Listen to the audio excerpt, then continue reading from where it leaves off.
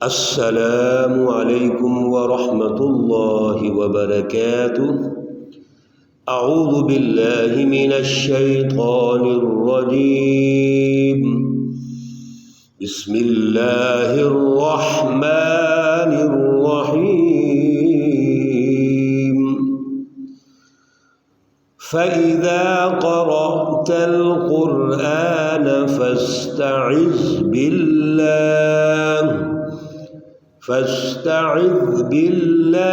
من الشیطان الرجیم۔ صدق اللہ العلی العظیم۔ اللہم صل علی سیدنا ومولانا محمد النبی الأمی وعلى آلہ واصحابہ وبارک وسلم وصلی علیہ۔ معزز سامعین و سامعات، آج جو درس قرآن ہو رہا ہے سورۃ النحل ہے، پارہ نمبر 14 ہے اور آیات مقدسہ نمبر 98، 99 اور 100 ہے۔ ہم نے یہ آیات کل بھی پڑھی تھیں، لیکن آیت مقدسہ نمبر 97 پر بات چیت کرتے ہوئے وقت کے اختصار کی وجہ سے روک دیا گیا تھا، اور آج دوبارہ ہم انہی آیات پہ درس دے رہے ہیں، کیونکہ مضمون بڑا اہم تھا اور بات چیت بہت اہم ہو رہی تھی اور وقت ہمارا مکمل ہو چکا تھا۔ اللہ رب العزت نے گزشتہ درس میں جو گفتگو ارشاد فرمائی، رہنمائی دی، وہ یہ تھی کہ سوسائٹی اور معاشرے میں مرد اور عورتیں دونوں برابر ہیں۔ جب دونوں اس جد و جہد میں شامل ہوں گی، اللہ رب العزت نے جو رہنمائی ارشاد فرمائی، رسول اللہ صلی اللہ علیہ وسلم نے رہنمائی ارشاد فرمائی، اور حزب اللہ میں شامل ہو کر وہ اللہ رب العزت کی رضا کے لیے جب دونوں ونگ کام کریں گے، خواتین کا ونگ بھی اور مردوں کا ونگ بھی، تو اللہ رب العزت دونوں کو اجر عطا فرمائیں گے۔ اگر ہم نبی علیہ السلام کے دور کا جائزہ لیں اور پھر مختصر غزوات کا جائزہ لے لیں، باقی زندگی میں تو بے شمار ان کا عمل و کردار ہے خواتین کا، لیکن غزوات کا جائزہ لے لیں تو جہاد اور غزوات میں خواتین بھرپور حصہ ڈالتی تھیں۔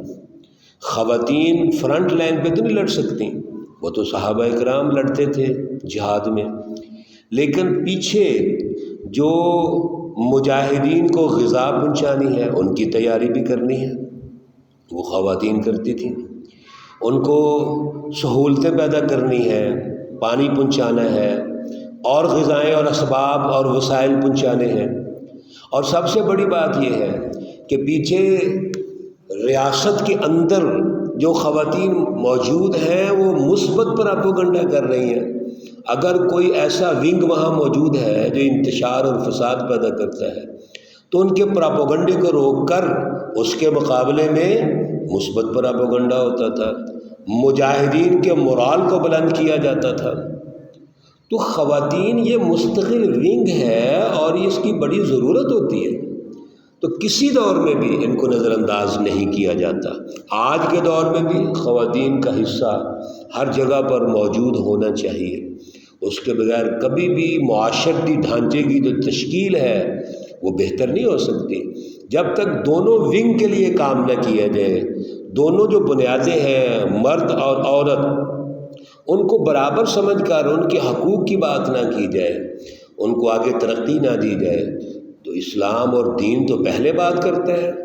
آج یہ نام نہاد لوگ جو عورت کو عنوان بنا کر عورت کی تذلیل کر رہے ہیں، عورت کو اس طرح پیش کرتے ہیں اور غلط طریقے سے استعمال کرتے ہیں جو اس کے پروٹوکول کے خلاف ہے۔ جس طرح اللہ نے عورت کو پیدا کیا اور اس کے اپنے صنف نازک ہونے کی وجہ سے مسائل رکھے ہوئے ہیں، یہ سارے بھول گئے ہیں۔ عورت کو بازار میں بیچ دیا گیا، عورت کو اشتہارات میں بیچ دیا گیا، جیسے جی چاہے استعمال کر رہے ہیں۔ اور بھائی اللہ رب العزت تو عورت کو وہ پروٹوکول دے رہے ہیں جہاں عورت کی تمام تر صلاحیتیں بھی اجاگر ہوتی ہیں، پلس یہ عورت معاشرے کا بہترین فرد بنتی ہے۔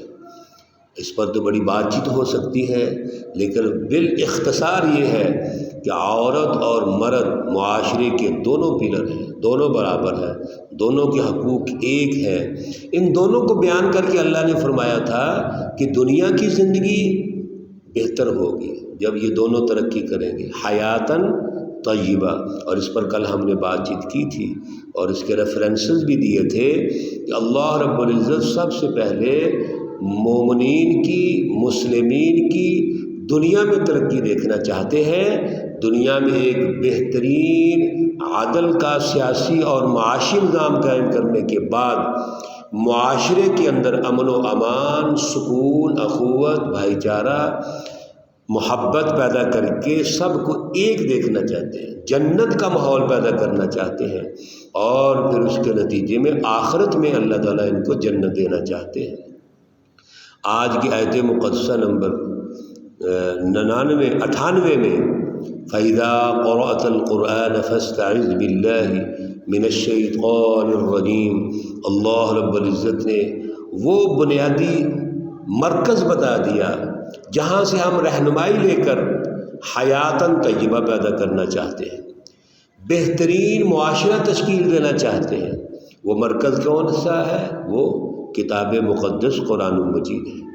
اب کتاب مقدس قرآن مجید کو جب ہم نے پڑھنا ہے، اس کا مطالعہ کرنا ہے، تو یہ ایک بہت بڑی اللہ نے رہنمائی ارشاد فرمائی ہے کہ سب سے پہلے تو آپ شیطان سے اللہ کی پناہ میں آئیں۔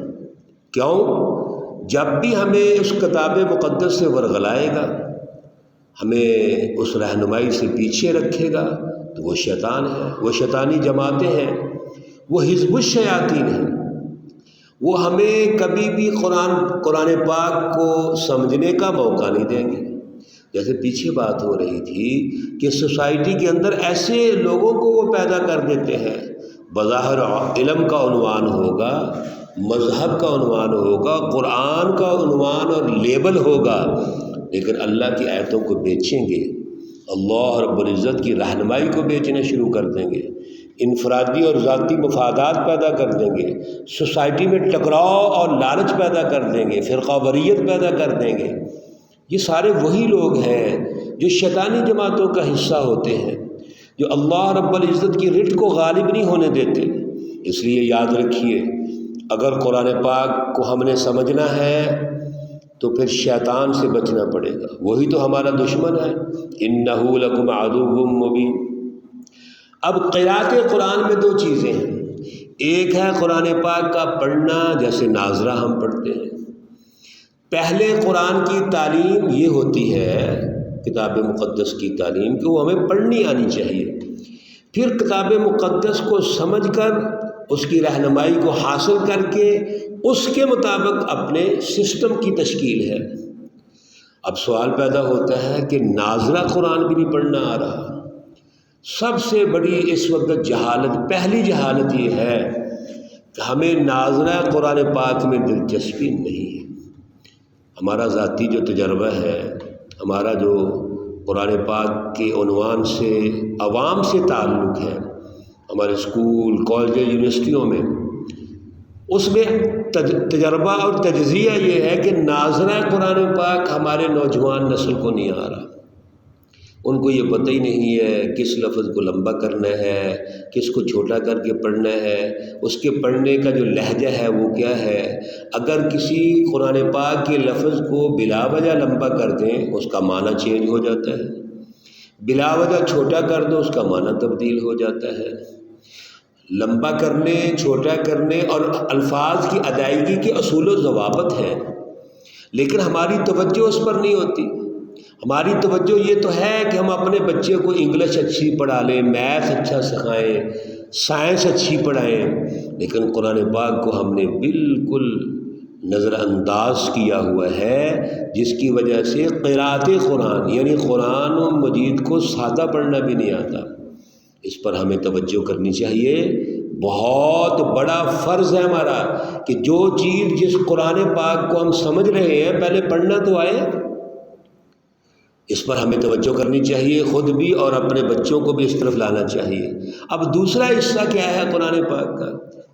جو تعلیم ہے کہ قرآن پاک کو سیکھا جائے، جیسے رسول اللہ صلی اللہ علیہ وسلم کے منصب میں یہ اللہ تعالیٰ نے ارشاد فرمایا وَيُعَلِّمُهُمُ الْكِتَابَ وَالْحِكْمَةَ، رسول اللہ صلی اللہ علیہ وسلم نے قرآن کی تعلیم بھی دی اور قرآن کو عملی نظام میں کیسے غالب کرنا ہے، اس کی حکمت عملی کیا بنانی ہے، اس کی بھی تعلیم دی ہے۔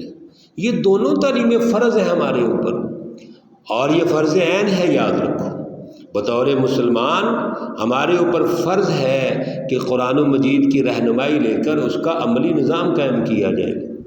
اللہ رب العزت ارشاد فرماتے ہیں اس کا حل یہ ہے کہ شیطان اور شیطانی جماعتوں سے دور رہو، اللہ سے اپنا تعلق مضبوط کرو، حزب اللہ سے تعلق مضبوط کرو، اور اللہ کی سچی رہنمائی کو سمجھو، جھوٹوں سے دور رہو۔ إِنَّهُ لَيْسَ لَهُ سُلْطَانٌ عَلَى الَّذِينَ آمَنُوا وَعَلَى رَبِّهِمْ يَتَوَكَّلُونَ۔ بہت خوبصورت اللہ نے رہنمائی ارشاد فرمائی کہ یاد رکھو شیطان ان لوگوں پر حاوی نہیں ہو سکتا، غالب نہیں ہو سکتا، شیطان کا زور ان لوگوں پر نہیں چل سکتا۔ کون؟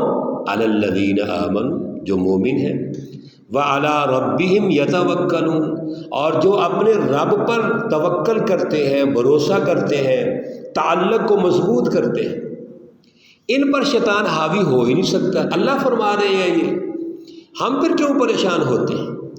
سچا مومن، حزب اللہ، سچی جماعت، یاد رکھیے یہ اللہ رب العزت نے گارنٹی دے دی ہے کہ کوئی شیطان وہ کسی شکل میں ہو، وہ انسانوں کی شکل میں ہو، جنات کی شکل میں ہو، وہ ظالم حکمرانوں کی شکل میں ہو، یہ غالب نہیں آ سکتے اگر ہم اللہ سے اپنا تعلق مضبوط کر لیں، اللہ کی محبت، اللہ کا خوف اپنے دل میں بٹھا لیں، اور اللہ تعالیٰ کی رٹ کو قائم کرنے کے لیے جد و جہد کریں، محنت کریں، اپنا تن من دھن سب کچھ قربان کر دیں، یہ کبھی غالب نہیں ہوگا۔ ہاں شیطان غالب ہوتا ہے کن لوگوں پر؟ انما سلطانہ علی الذین یتولون، ان پر غالب ہوتا ہے جو ان پہ بھروسہ کرتے ہیں، جو شیطان کو، شیطانی جماعتوں کو اپنا رفیق سمجھتے ہیں۔ والذین هم بہ مشرکون، اور یہ تو شرک کرنے والے، یہ تو مشرک ہیں سارے۔ آج ہم نے یورپ کو اپنا دوست بنایا، امریکہ کو اپنا دوست بنایا، ہم نے ان طاقتوں کو اپنا دوست بنایا جو شیطانی طاقتیں ہیں، ہم نے ان کے سسٹم کو غالب کیا، یہاں ان سے کمپرومائز کیا، نتیجہ کیا نکلا ہے؟ 75 سال ہو گئے پاکستان کو بنے ہوئے، ابھی 75واں سال منایا گیا ہے، سالگرہ۔ کیا نتیجہ نکلا ہے آج؟ کون سا اسلام ہے؟ کون سا امن ہے؟ کون سی خوشحالی ہے؟ کون سا عدل ہے یہاں پر؟ کون سے ہمارے انفرادی ذاتی مسائل حل ہو رہے ہیں؟ بتائیں تو صحیح، تجزیہ تو کریں نا۔ کیوں ہے؟ اس لیے کہ انما سلطانہ علی الذین یتولون، ہم نے ان کو اپنا دوست بنا لیا۔ دشمن کو دوست بنا کر، چور اور ڈاکو کو رہبر اور رہنما بنا کر ہم توقع خیر کی رکھتے ہیں، کیسے ہوگا؟ یہ غیر فطرتی سوچ ہے، غیر فطرتی رویہ ہے۔ یاد رکھیے اللہ رب العزت نے یہاں فیصلہ دے دیا ہے، جب دوست اللہ کو رکھو گے، اس پہ بھروسہ کرو گے، اسی سے اپنا تعلق مضبوط کرو گے، تو شیطان کچھ نہیں کر سکتا۔ یہ شیطانی طاقتیں خس و خاشاک کی طرح بہہ جائیں گی، اور اگر دوست ہی ان کو بناؤ گے، ان کے بغیر تم نے طے کر لیا ہم چل ہی نہیں سکتے، ہمارے حکمران ایجنٹ بن کے کردار ادا کرتے ہیں، اور یہ فیصلہ کر لیا IMF کے بغیر نہیں چل سکتے، امریکہ کے بغیر نہیں چل سکتے، ورلڈ بینک کے بغیر نہیں چل سکتے، تو بھائی آزادیاں کہاں سے آئیں گی؟ اس لیے یہ سوچ سمجھیے، یہ ایک مائنڈ سیٹ ہے جو اللہ نے ارشاد فرمایا ہے، اس کو سمجھیے، اور بڑا اہم ہے۔ اللہ رب العزت ہمیں سمجھنے کی اور عمل کی توفیق اور صلاحیت عطا فرمائے۔ اللہ رب العزت تمام مرحومین و مرحومات کو جنت الفردوس میں اعلیٰ مقام عطا فرمائے۔ اللہ رب العزت تمام بیماروں کو شفاء کاملہ عاجلہ مستمرہ عطا فرمائے۔ ربنا تقبل منا انك انت السميع العليم وتب علينا انك انت التواب الرحيم، وصلى الله تعالى على النبي الأمي محمد وعلى آله وأصحابه أجمعين برحمتك يا أرحم الراحمين۔ السلام عليكم ورحمة الله وبركاته۔